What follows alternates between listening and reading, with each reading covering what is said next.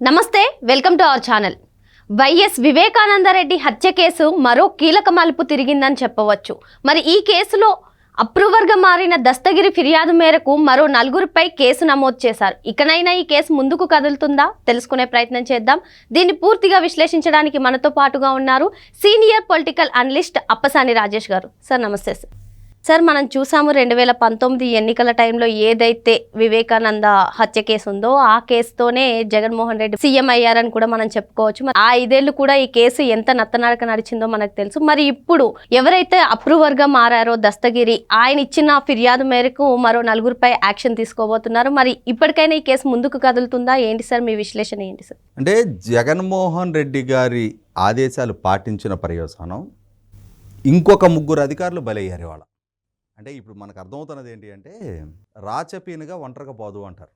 అలాగే జగన్మోహన్ రెడ్డి గారి సహవాస దోషం, వాళ్ళ నాయన సహవాస దోషం, ఆ రోజు జగన్మోహన్ రెడ్డి గారి ఆస్తులు పెంచుకోవటం కోసం వాళ్ళ నాయన అధికారాన్ని అడ్డం పెట్టుకొని ఆ రోజు అధికారం ద్వారా కొంతమంది పారిశ్రామికవేత్తలకు లబ్ధి చేకూర్చడం, తద్వారా ఆ పారిశ్రామికవేత్తల నుంచి జగన్మోహన్ రెడ్డి గారికి కిక్బ్యాక్లు అందుకుని దీనికి సహకరించిన అధికారులకు ఏ గతి పట్టిందో చూసాం. అలాగే స్వయంగా జగన్మోహన్ రెడ్డి గారే ముఖ్యమంత్రిగా బాధ్యతలు చేపట్టిన తర్వాత ఈయన ఆదేశాలు పాటించిన పర్యవసానం ఓటర్ లిస్టులో మార్పు చేర్పుల దగ్గర అనంతపూర్ జెడ్పీసీఈఓ భాస్కర్ రెడ్డి దగ్గర నుంచి మొదలుపెట్టి తిరుపతి ఉప ఎన్నికలో అక్రమాలకు పాల్పడ్డ నేపథ్యంలో నాటి కలెక్టర్ గిరీష దగ్గర నుంచి మొదలుపెట్టి రాష్ట్ర వ్యాప్తంగా ఎంతమంది అధికారులు బలయ్యారు. ఎలక్షన్ కమిషను ఆదేశాలతోటి ఎంతమంది అధికారులు వాళ్ళ విధులకు దూరం జరిగారు. ఎందుకు? వీళ్ళందరూ జగన్మోహన్ రెడ్డి పట్ల లాయల్టీ ప్రదర్శించిన పర్యవసానం. ఇవాళ ఎన్డీఏ కూటమి ప్రభుత్వం అధికారంలోకి వచ్చిన తర్వాత కూడా చూస్తున్నాం మనం. ఎంతమంది అధికారులు ఇవాళ కేసులు పాలవుతున్నారు, అరెస్ట్ అవుతున్నారు. ఎందుకు? కేవలం జగన్మోహన్ రెడ్డి గారు రాజకీయ ఎజెండా అమలు చేసిన కారణం, ఆయన ప్రయోజనాల పరిరక్షణే ధ్యేయంగా భావించిన పర్యవసానం. ఇప్పుడు వివేకానంద రెడ్డి గారి హత్య కేసులో ఆ కేసులో అప్రూవర్గా మారి జైలు జీవితం అనుభవిస్తూ ఉన్న దస్తగిరిని బెదిరించిన కారణంగా jail superintendent, central jail superintendent, ఇంకొక డిఎస్పి, ఇంకొక సిఐ, 3 మీద వాళ్ళ కేసు నమోదైంది. అలాగే డాక్టర్ చదువుకోనున్న ఆ కేసు అక్యూజ్డ్, వివేకానంద రెడ్డి గారి కేసు అక్యూజ్డ్ దేవిరెడ్డి శివశంకర్ రెడ్డి కొడుకు చైతన్యారెడ్డి మీద కూడా కేసు నమోదైంది. అంటే ఏమర్థమవుతుంది ఇక్కడ మనకి? నువ్వెంత ఉన్నత చదువులు చదువుకో, నువ్వెంత ఉన్నత ఉద్యోగంలో ఉండు, చేయకూడని వ్యక్తుల సహవాసం చేస్తే, లాయల్టీ ప్రదర్శించకూడని నాయకులకి లాయల్టీ ప్రదర్శిస్తే, వాళ్ళ రాజకీయ ఎజెండాలో నువ్వు భాగస్వామివైతే దాని సైడ్ ఎఫెక్ట్స్ నువ్వే హ్యాండిల్ చేయాలి అని చెప్పని వాళ్ళ దస్తగిరిని వివేకానంద రెడ్డి గారి హత్య కేసులో వాస్తవాలు వెల్లడించడానికి వీల్లేదు. నువ్వు సిబిఐ అధికారి రామ్ సింగ్కి వ్యతిరేకంగా సాక్ష్యం ఇవ్వు అని చెప్పని దేవిరెడ్డి శివశంకర్ రెడ్డి తను డాక్టర్గా ఉండి ఆ డాక్టర్గా జైల్లో మెడికల్ క్యాంపు నిర్వహిస్తాను అని చెప్పని జైలు అధికారులను అనుమతి ఇవ్వటం, ఇతను పలానా హత్య కేసులో అక్యూజ్డ్ అని చెప్పని తెలుసుండి కూడా ఆ జైలు అధికారులు జగన్మోహన్ రెడ్డి గారి పార్టీ, జగన్మోహన్ రెడ్డి గారి కుటుంబానికి లాయల్ కాబట్టి అని చెప్పని ఈ చైతన్యరెడ్డిని జైల్లో అలో చేయటం, అలాగే నాటి డిఎస్పి, సిఐ కూడా దస్తగిరిని బెదిరించడం, ఇవన్నీ మనకు దస్తగిరి ద్వారా ఎప్పుడో ఎస్పీ గారి దగ్గర ఫిర్యాదు చేయడం జరిగింది.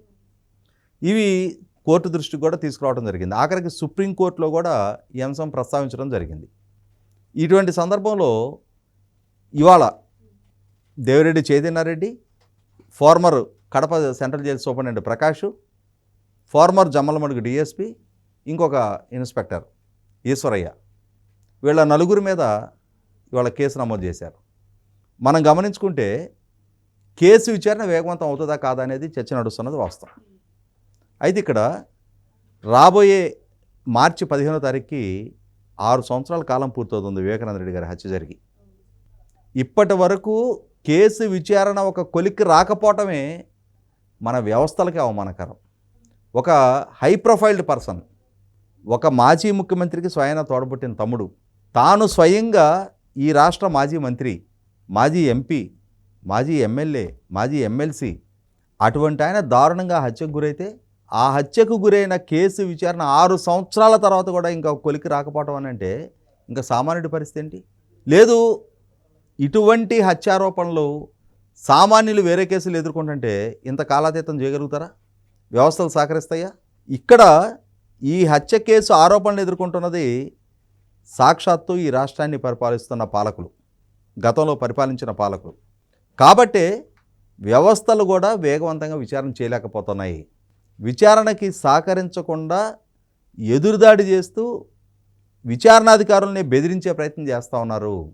కేసులో అప్రూవర్గా మారి మేజిస్ట్రేట్ గారి దగ్గర 164 స్టేట్మెంట్ ఇచ్చి ఎన్ని కోట్ల రూపాయల సుపారీ ఇన్వాల్వ్ అయ్యింది, అందులో తనకి ఎంత ఆఫర్ చేశారు, తనకెంత అడ్వాన్స్ ఇచ్చారనే విషయాన్ని కూడా సిబిఐకి నిర్ధారణ చేసి తన దగ్గర నుంచి 72 లక్షల రూపాయలు సిబిఐకి హ్యాండ్ ఓవర్ చేసిన దస్తగిరి ఇవాళ అతను ఏ కారణంతో అప్రూవర్గా మారినా సరే అసలు సిసలు దోషులు ఎవరు, అసలు సిసలు సూత్రధారులు ఎవరు, ఆ సూత్రధారులకు ఉన్న మోటివ్ ఏంటి అనేది సమాజం ముందు ఎప్పుడో ఎస్టాబ్లిష్ చేశాడు. రాష్ట్రంలో విస్తృతంగా చర్చనీయాంశం చేశారు. 2019 ఎన్నికలకు ముందు ఆనాడు పాలకుడుగా ఉన్న చంద్రబాబు నాయుడు గారికి ఆపాదించి నారాసుర రక్త చరిత్ర అని చెప్పని ఆయన వ్యక్తిత్వానికి పాల్పడి దాన్ని ఎన్నికల్లో ఒక ప్రచారాస్త్రంగా మలుచుకొని దాన్ని అడ్డుపెట్టుకొని ఓట్లు దండుకొని అధికారం దక్కించుకున్నారు.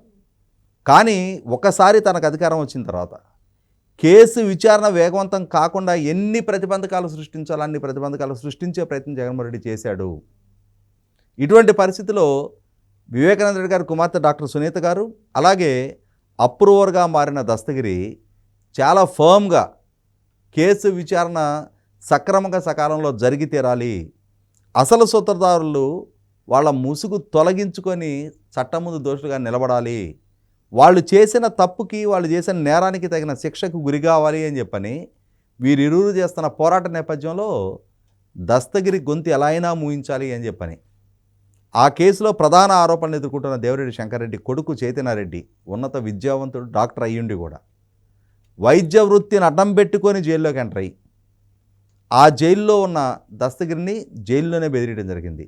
నువ్వు గనక నోరు ఇప్పకుండా ఉంటేనే నీకు 20 కోట్లు కావాలంటే ఇస్తాం, అడ్వాన్స్గా 20 కోట్లు ఇస్తాం అంటే మొత్తం ఇంకెన్ని ఇస్తారు? పాపపు సొమ్ము కదా, వాళ్ళు కష్టపడి రెక్కల కష్టాలతో సంపాదించిన సొమ్ము అయితే అన్ని కోట్లు ఆఫర్ చేయలేరు. ప్రభుత్వాలు అధికారాన్ని అడ్డం పెట్టుకొని వ్యవస్థను విధ్వంసం చేసి అడ్డగోలుగా సంపాదిస్తూ ఉన్నారు. 20 కాకపోతే 40 పడేస్తారు. సార్, ఈ ఒక్క కేసులోనే కాదు సార్, గత ప్రభుత్వ హయాంలో ఏవైతే జరిగాయో ఆ ప్రతి కేసులో కూడా ఆఫీసర్స్, వ్యవస్థలు అన్నీ ఇన్వాల్వ్ అయి ఉన్నాయి సార్. ఇంతలా మార్చేయడానికి ఏంటి సార్ అసలు? అంటే ఇవాళ డబ్బే ప్రధానంగా సమాజంలో వచ్చిన మార్పు కూడా ఏంటి అంటే నువ్వు ఎలా సంపాదించావని అడగట్లా, నువ్వెంత సంపాదించావు అంటున్నారు. ఎలా అయినా సంపాదించితే నాకు, నా పిల్లలకి, వాళ్ళ పిల్లలకి, వాళ్ళ పిల్లలకి కూడా సరిపోయేంతటి ఆస్తులు సమకూర్చుతా లైఫ్ కంఫర్ట్గా బతుకుతామనుకుంటున్నారు. కానీ కంఫర్ట్గా బతకలేరు.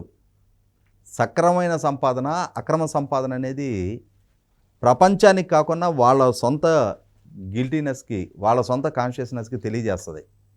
ఆ గిల్టీనెస్ ఉంటుంది వాళ్ళల్లో. నలుగురిలో రొమ్మిర్చుకొని ఆర్భాటంగా నవ్వినట్టు నటించొచ్చేమో కానీ మనస్ఫూర్తిగా నవ్వలేరు, సంతోషంగా ఉండలేరు. మనం తప్పు చేసామనే గిల్టీనెస్ ఎక్కడో దగ్గర ఉంటుంది. కాబట్టి వాళ్ళ జగన్మోహన్ రెడ్డి గారి పాలనా హయాంలో ఈ అధికారులు వీళ్ళకి అంటే జగన్మోహన్ రెడ్డి గారికి సహకరించిన పాపానికి వాళ్ళు సస్పెండ్ అవుతున్నారు, కేసులు నమోదవుతున్నాయి. ఇప్పటికైనా సరే వీళ్ళ సహవాస దోషం ఏంటి అనేది మీ ముందున్న ఉద్యోగులు ఎదుర్కొంటున్న ఇబ్బందులు కనిపెట్టైనా సరే, ఓ పిఎస్ఆర్ ఆంజనేయులు, ఓ పివి సునీల్ కుమార్, ఓ కాంతిలాల్ రాణా టాటా, ఓ విజయపాల్ ఆల్రెడీ జైల్లో ఉన్నాడు, డాక్టర్ ప్రభావతి పరారీలో ఉంది, విశాల్ గున్ని అప్రూవర్గా మారి స్టేట్మెంట్ ఇచ్చున్నాడు, కాదంబరి జత్వానీ కేసులో ఒక ఏఎస్పీ, ఇన్స్పెక్టరు, ఎస్ఐలు సస్పెండ్ అయ్యి ఉన్నారు. ఓట్ల తొలగింపు అంశంలో పర్చూరు నియోజకవర్గంలో తహసీల్దార్లు, ఎస్ఐలు, సిఏలు సస్పెండ్ అయ్యారు. తిరుపతి ఉప ఎన్నిక సందర్భంగా ఐఏఎస్ అధికారి నుంచి ఇన్స్పెక్టర్లు, సబ్ ఇన్స్పెక్టర్లు, హెడ్ కానిస్టేబుల్తో వరకు సస్పెండ్ అయ్యారు. తహసీల్దార్లు సస్పెండ్ అయ్యి ఉన్నారు.